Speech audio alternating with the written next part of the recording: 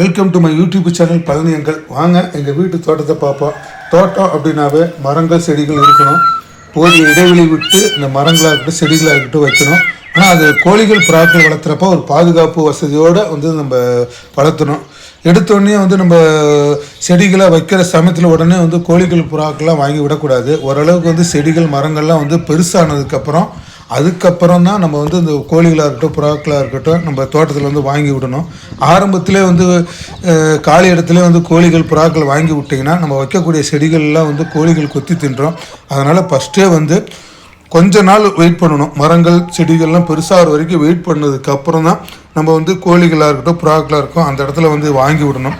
கோழிகளுக்கு புறாக்களுக்கு தீவனம் ரொம்ப முக்கியம். நம்ம டெய்லி வைக்கக்கூடிய தீவனத்தில் கம்பு தீவனம் அரிசி கலந்து வைப்போம். அது போக ஆல்டர்னேட் டேஸாக கீரைகள் கருவாடு மக்காச்சோளம் கோதுமை இதெல்லாம் தூவி விடுவோம்.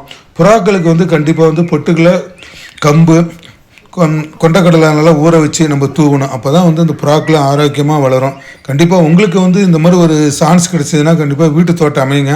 அதில் மரங்கள் செடிகள்லாம் வச்சதுக்கப்புறம் புறாக்கள் கோழிகள்லாம் வாங்கி விடுங்க. அப்போ தான் செடிகளும் ஆரோக்கியமாக இருக்கும். அங்கே வளரக்கூடிய கோழிகளும் புறாக்களும் ஆரோக்கியமாக இருக்கும். ஸோ இந்த போட்டிருக்கக்கூடிய வீடியோ பிடிச்சிருந்ததுன்னா கண்டிப்பாக லைக் பண்ணுங்கள் கமெண்ட் பண்ணுங்கள். வாங்க இதை விட அடுத்த ஒரு பெட்டர் வீடியோவில் சந்திப்போம்.